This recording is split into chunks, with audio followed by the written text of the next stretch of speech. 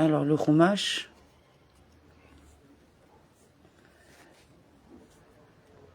Alors, dimanche, 26 Sivan, Korah, chapitre 16. Koré, fils de Yishar, fils de Kéa, fils de Lévi, forma un parti avec Dathan et Abiram, fils d'Eliab, et fils de Pélet, descendant de Ruben. Pris Korah, le Midrash de Rabbi Taouma développe une forte belle explication de ce chapitre. Prit Korah. Il se prit lui-même pour passer de l'autre côté, pour se séparer de la communauté et se rebiffer contre la prêtrise. C'est ainsi que le rend le Targum Onkelos. C'est pas bon, là? On est bien le 26, non? Ah, si. Je sais pas, ils disent la même chose, c'est pour ça. C'est ainsi que le rend le Targum Onkelos. Il se sépara de la communauté pour chercher querelle. Et ainsi, comme ton cœur t'emporte-t-il, Yikara. Iov 15-12. Il t'emporte pour te séparer des autres hommes.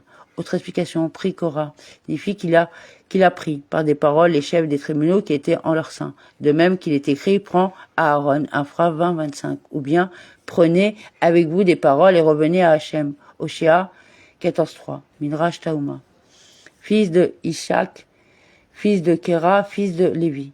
Sans qu'il soit ajouté, fils de Jacob, car celui-ci avait prié pour que son nom ne soit pas mentionné à l'occasion de leur querelle, comme il est écrit dans leur assemblée, que ne se joigne pas mon honneur, Bereshit 49.6.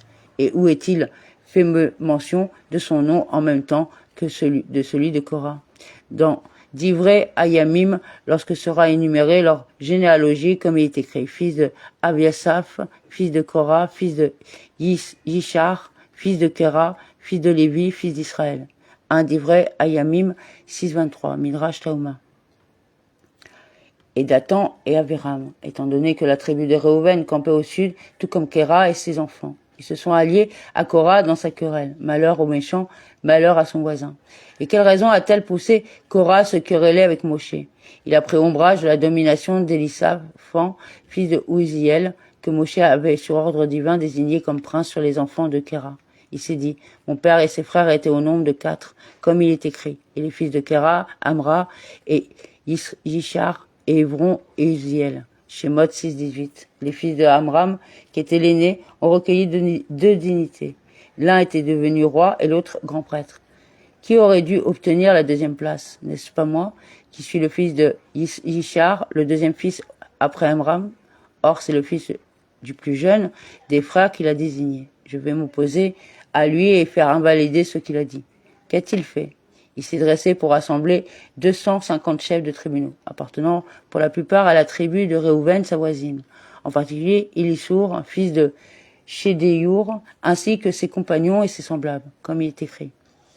Prince de communauté appelé de l'époque, verset 2, alors qu'il est écrit ailleurs. Ceux-là sont les appelés de la communauté, Supra 1.16. Il les a revêtis de vêtements entièrement faits de laine d'azur et ils se sont présentés devant Moshe en lui demandant, un vêtement entièrement fait de laine d'azur a-t-il besoin de cette site ou bien en est-il dispensé? Il répondit qu'il en avait besoin. Ils se sont esclaffés. Se peut-il que pour un vêtement fait d'une étoffe différente, un seul fil de laine d'azur suffise à le rendre apte à être porté et qu'un vêtement fait entièrement de laine d'azur ne se rende pas apte forcément de lui-même? Midrash Taouma. Fils de Réhouven, Dathan, Abiram et fils de Pélel. Ils s'avancèrent devant Moïse avec 250 des enfants d'Israël, princes de la communauté, membres des réunions, personnages notables. Et s'étant attroupés autour de Moïse et d'Aaron, ils leur dirent, c'est en trop de votre part. Toute la communauté, oui, tous sont des saints et au milieu d'eux est le Seigneur. Pourquoi donc vous érigez-vous en chef de l'assemblée du Seigneur? Assez pour vous. Vous vous êtes approprié beaucoup trop d'honneur pour vous-même. Tous des saints. Ils ont tous entendu au Sinaï les paroles prononcées par le Tout-Puissant. Vous n'êtes pas seul à y avoir entendu. Je suis Hachem ton Élikum, Shemot 22. Mais toute la communauté l'a entendu, Midrash Taouma. Et pourquoi vous érigez-vous en prince? Moïse, en les entendant, se jeta sur sa face. Il tomba sur sa face à cause de la querelle, car c'était leur 4e inconduite. Ils avaient péché lors du veau d'or, et Moshe implora Hachem, Shemot 32.11. Ils avaient récidivé lors de l'épisode de gémissant, et Moshe pria vers Hachem, Supra 11.2. Et aussi lors de celui des explorateurs, et Moshe dit à Hachem, les Égyptiens entendront, Supra 14.13. Mais lors de la querelle de Korah, ses bras lui en sont tombés. Cela ressemble au fils d'un roi qui se sentait mal conduit envers son père et en faveur duquel serait intervenu une fois, voire même à 2 ou 3 reprises son ami.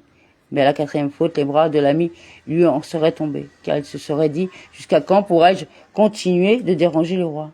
Peut-être l'acceptera-t-il plus de moi, Minraj Tauma. » Puis il parla à Corée et à toute sa faction en ces termes. « Demain, le Seigneur fera savoir qu'il est digne de lui, qui est le saint, qu'il admet auprès de lui celui qui aura élu, il le laissera approcher de lui. Demain, Hachem fera savoir. C'est maintenant l'heure où les gens s'enivrent. Il n'est pas convenable que nous nous présentions devant lui. » Son intention était de temporiser, dans l'espoir d'une rétractation de leur part. Minraj Tauma. Demain, Hachem fera savoir qu'il est à lui, pour le service de Lévi'im, et qui est le saint, pour la prêtrise. Il approchera. Comme le rend le Targonogelos, il les laissera approcher de lui, approcher de son service. Selon le Midrash Agada, le mot demain signifie que Moshe leur a dit, le Saint béni soit-il a fixé des limites dans son monde. Ce n'est que si vous êtes capable de transformer le matin en soir que vous pourrez abroger le statut de Aaron, car il est écrit, il fut soir et il fut matin. Il sépara Bereshit 1, 4 et 5. Et Aaron fut séparé pour qu'il fût sanctifié, indivré, Ayamim 23, 13, Midrash Tauma. Faites ceci, munissez-vous dans ce soir, toi, Corée et tout ton parti. Faites ceci, prenez-vous, disant ce soir. Quelle raison l'a-t-elle déterminé à dire cela ? Il leur a dit, il existe chez les idolâtres de nombreux rites et de nombreux prêtres, et ceux-ci ne sont pas tous assemblés dans la même maison. Mais nous n'avons qu'un seul Dieu, une seule arche sainte, une seule Torah, un seul autel et un seul Kohen Gadol. Quant à vous, vous êtes 250 à revendiquer l'état de Kohen Gadol. Je suis d'accord. Voici donc pour vous le service le plus éminent qui soit la combustion de l'encens, laquelle est de toutes les offrandes, celle dont il est fait le plus grand cas. Mais il s'y trouve un poison pour lequel ont été consumés Nadav et Abihu. Voilà pourquoi il les a avertis. Ce sera l'homme que choisira Hachem, lui sera le saint. Il est déjà en son état de sainteté, or ne savons-nous pas que celui que choisira Hachem sera saint? Voici ce qu'a voulu leur dire Moshe. Je vous en avertis afin que vous ne vous rendiez pas coupables. Celui qui choisira restera en vie, et vous tous périrez. Midrash Tauma. Des encensoirs, ce sont des ustensiles munis d'un manche par lesquels on attise les braises. Mettez-y du feu et remplissez-les de parfums devant le Seigneur demain. Or l'homme que distinguera le Seigneur, c'est celui-là qui est saint. Assez donc, enfants de Lévi. Assez pour vous, fils de Lévi. Je vous ai dit une chose importante. Se peut-il qu'il ait été assez insensé pour oser faire une offrande après avoir été ainsi averti? En fait, c'est envers eux-mêmes qu'ils ont péché, comme il est écrit. Les encensoirs de ces pécheurs-là avec leur âme. Infra 17.3. Et Korah, qui était pourtant perspicace, quelle raison l'a-t-elle poussé à cette stupidité? C'est sa vision de l'avenir qui l'a induit en erreur. Il a vu dans sa descendance une noble lignée dont Shmuel présentait comme valant à lui seul Moshe et Aaron réunis. Voir Télim 99.6 et Berakot 31b. Et par le mérite de qui il s'est dit qu'il allait être sauvé. Il a vu aussi les 24 équipes de garde descendues de ses petits-fils, toutes prophétisant sous l'inspiration de l'Esprit Saint, comme il est écrit. Tout cela était fils d'Eman, le voyant du roi, dans les paroles de Elohim. Un d'Ivray Ayamim 25.5. Il s'est alors dit, se peut-il que toute cette grandeur descende un jour de moi et que je me taise? Voilà pourquoi il a commis la folie de comploter pour obtenir cette dignité. Car il avait entendu dire à Moshe que tous allaient périr, mais qu'un seul allait être sauvé. L'homme que choisira Hachem, lui sera le saint. Il s'est imaginé à tort que c'est à lui que cela s'appliquait. Ce en quoi il n'a pas vu juste, puisque ce sont ses enfants qui se sont repentis. Mais Moshe, lui, avait vu clair. Minraj Tauma.